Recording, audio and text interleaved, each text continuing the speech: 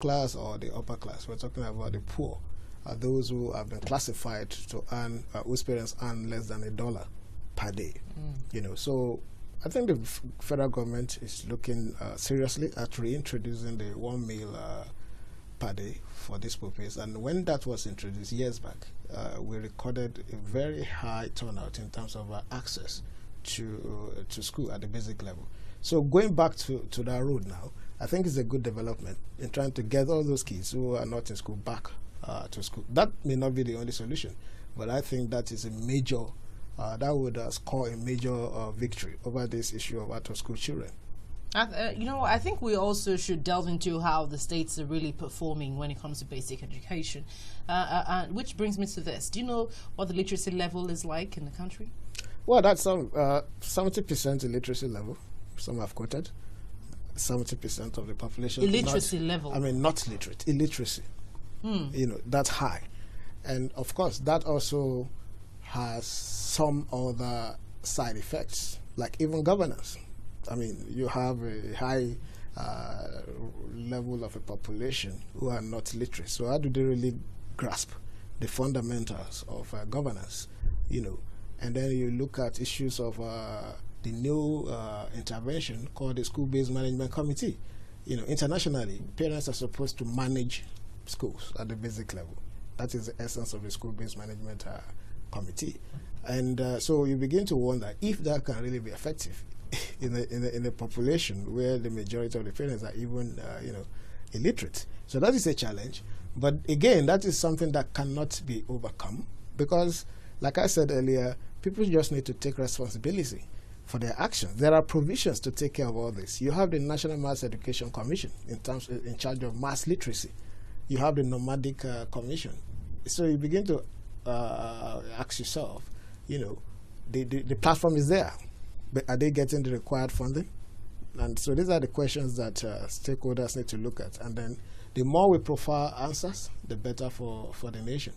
So it appears the government is more or less satisfied with raising establishment commissions and all of them without really necessarily looking at how they will be effective. I think in that regard, we can do more. It's not just about setting up institutions. We need to really know, we need to support even the institutions that we put up. We need to fund them adequately, and then they need to also be monitored for performance and for accountability. Because you just set up an institution, you provide the money, and you are not really monitoring for performance, I don't think you will get the best out of such an institution. As a consultant right now, have you looked into this Safe School Initiative program? Yeah. Have you really studied how this is going to run? I mean, we have it coming up, starting with whooping sum of 3.2 billion naira, and the federal government has great plans for it. But really, how is this going to run? What's your assessment of this? Well, it is a very new development, and I think as stakeholders are still looking at it. We're trying to see what is the best way forward. The way the international development partners run their program is, of course, different from the way the government will run it. You need to do a lot of assessment. You need to do a lot of research. You need to consult widely to see how you can better, maximize these funds. And then accessing the funds, you need to put up a lot of criteria that even those who are going to be the end users, the beneficiaries, also need to up their game to ensure that they can make judicious use of this money. So these are the kind of framework I think has been put in place for now. But it's a new development in Nigeria, and it's very interesting. In some other countries like Afghanistan and Co., where they have experienced what you call education in emergency, where education is under consistent attack.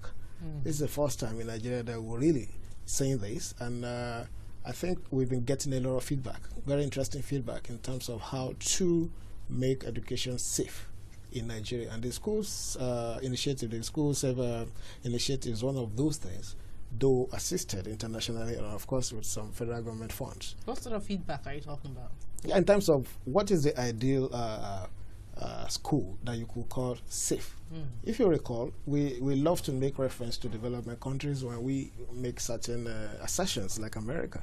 You look at the rate of shooting in the American schools. They are still battling with that, and they're putting up a lot of measures to ensure that these ugly incidents are reduced.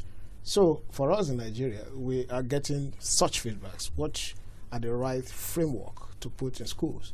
And then, in this regard, you may even have to go as far as talking to security experts in terms of a basic fencing of schools, in terms of even educating the security men, not just your everyday guard, but having a well-informed, trained personnel as security officers in schools, and all sorts of things. All right, hold on to that thought. We'll be right back. But we're still with Mr. Wale Samuel, a World Bank education consultant. And when we come back, we'll talk more about education and especially security. Join us again.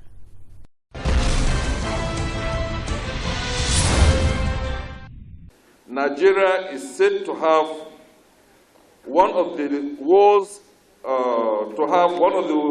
highest number of out-of-school children. That's about 10.5 million.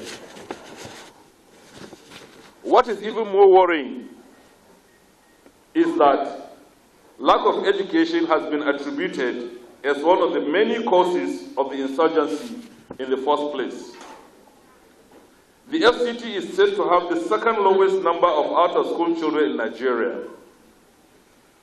While some might consider this to be some achievement of sorts, we are quite uncomfortable with the figure of almost 25,000 children wandering our streets.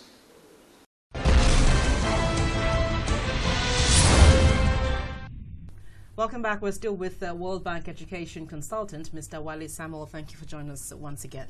It's a pleasure. Well, let's continue with education, most especially now security. And we'll first dive into Almajiri education.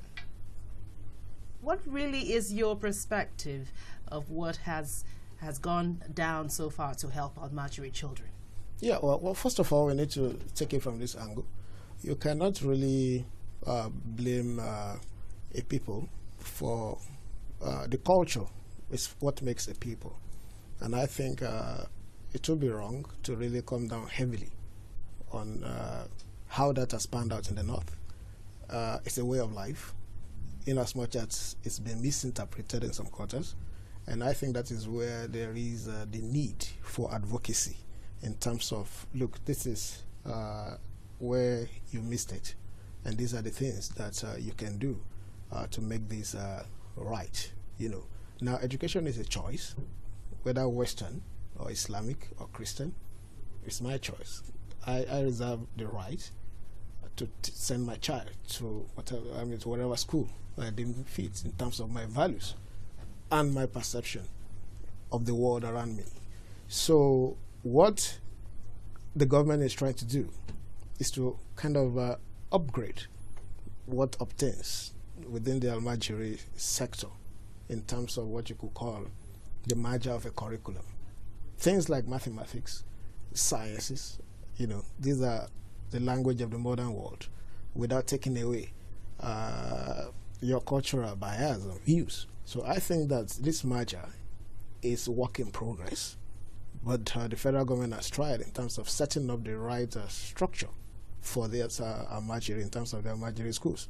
I think UBEC is committing a lot of money to building the schools in Sokoto, in the southwest, in some other parts of Nigeria. But the challenge remains. There are challenges. And I think that one of the challenges is convincing the ulamas in terms of a buy-in into this project. That is a huge challenge. And that is a challenge for